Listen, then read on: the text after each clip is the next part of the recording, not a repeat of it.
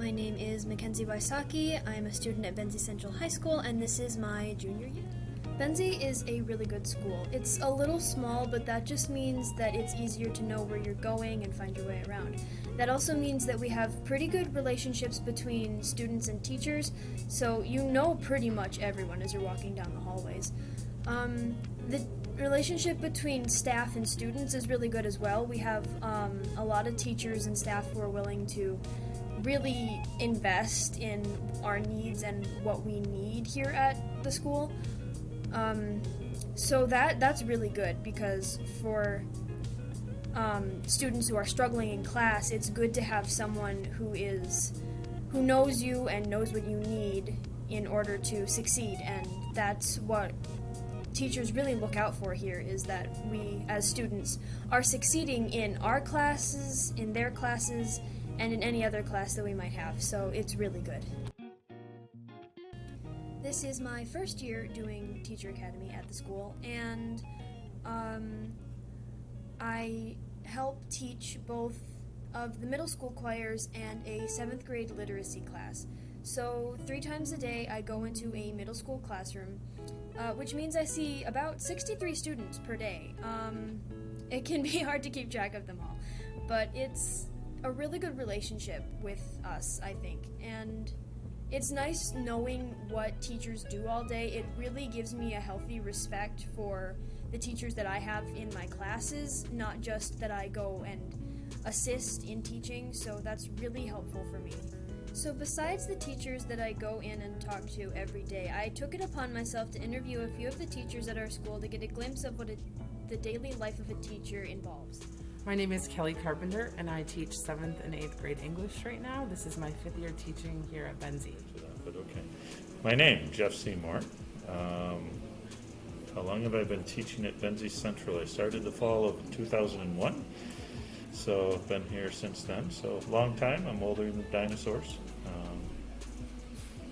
But I've had a job prior to this in another district, so I've got a lot of years elsewhere also. I don't know if I got all the parts. What grades do you teach? What grades do I teach? That's a funny one. It's a little bit of everything. Geometry, it's more content in the high school, and so I teach in the math department. This year I'm teaching geometry, which is really 9th, 10th, 11th, and 12th graders. Hello, my name is Mrs. Duke, and I teach Algebra 2, Pre-Calc, and AP Calc in one class of Freshman Connect. I've been teaching for 20 years, and then I retired and came back. This is my first year at Benzie Central High. So I get up really early in the morning. My alarm goes off at 4:15, and I usually start my day. I wake myself up with reading. Usually I get up at 5:30, get up, have breakfast and coffee, get ready, spend a little time with my dog and husband, and get here about 6:45, and usually do what needs to be done, whether it's planning or grading or preparing a lesson for the day. Right now it seems like the day just is really busy and hectic, and we don't get preps often right now, so we spend a lot of time teaching from the time we get here until the time we leave. A typical day in my life is pretty chaotic, just as what you just saw. I had 4 people come in making tests up that they've missed during lunch. This is lunchtime here. Lunch is normally skipped just because of needing to do too many things with too little time. But beyond that, as a class period oriented day, we're not a block schedule school, so we go through class periods and just boom, boom, boom, boom, boom, and you're done. I rarely sit down, I rarely take a break, I rarely even have lunch without doing work from bell to bell. So I tend to work pretty well with problem students, I think. I try to use humor to diffuse tense situations, and I have some experience with problem students because I was one. So I don't mind working with problem students. I tend to, try to assess like what's causing the problem and how I can meet their individual needs. Okay, your question of how do I deal with difficult students, they wouldn't be labeled or classified as difficult if it was not difficult. It is hard. And so the journey of education is how do you take some content and give it to a person that may not care about that given content. And so that difficult student, I find my brain just overly simplifying as you just keep on trying until something clicks. Some kids you can tell have a lot going on personally, emotionally. Everyone has bad days, so I handle it on a case-by-case basis. I'm sure not always appropriately, because sometimes my day, how I'm doing, affects how I handle things as well. So I try to be as consistent and kind and understanding as possible.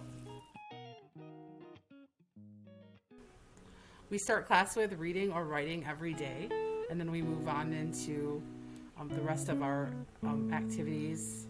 I typically expect my students to be positive and make this an environment where we can all learn and make mistakes comfortably. I try to bring positivity, and I expect them to as well. The expectations are come ready to grow, and I think that's the expectation that I have myself and I have on students. Sometimes that's easier than others, but that's humanity speaking loud and clear, as we all have good days and bad days for that growth mindset. I always prefer to be treated respectfully and treat others respectfully, and those are my expectations. My other expectation is that you do to the best of your ability while you're in my classroom what I'm asking you to do. And likewise, I'll do my job to the best of my ability. So I have 2 boys that are in school right now, so I'm generally here in the evening until about 6 o'clock, and I spend time grading and calling parents and entering behavioral issues in our digital log. So that takes up pretty much the entire evening, and then when I go home, it's just the bedtime routine, get the kids in bed, and I usually fall asleep reading. I'm usually around here for an hour 15. Sometimes I stay and run with the cross-country kids, and I really love it when kids stop by after school to get some one-on-one help, because that usually changes an entire trajectory of a class. Once I go home, it's time for my husband and I, and every once in a while I will throw in some grading or prep as well. So I really enjoy working with my other coworkers. I think we all get along pretty well in school and outside of school. It's kind of, this job is not an easy one for other people to understand, so it's really nice to have coworkers that get you, and it's nice for us to be able to talk to each other and vent about things and to get ideas from each other and kind of build on our own experience with them. I prefer to know people on a degree where you know a little bit about their life and their day, so that you can interact with them meaningfully throughout the school year. I run middle school student council, and we are responsible for making sure that school is not just work, but it's also fun.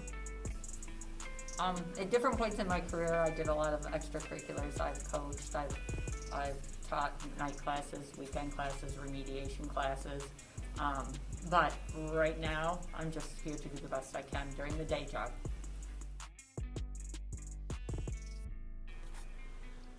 So honestly, I'm not sure I do that very well. I think during the school year, it's just like this whirlwind of activity, and there's so many needs. Like you'll have weeks where you have students that just need you a lot, and you're pulled in all these different directions, and trying to find time for yourself is really difficult, which is why it's a really good thing we have school breaks built into the schedule, because otherwise I don't think I'd be able to.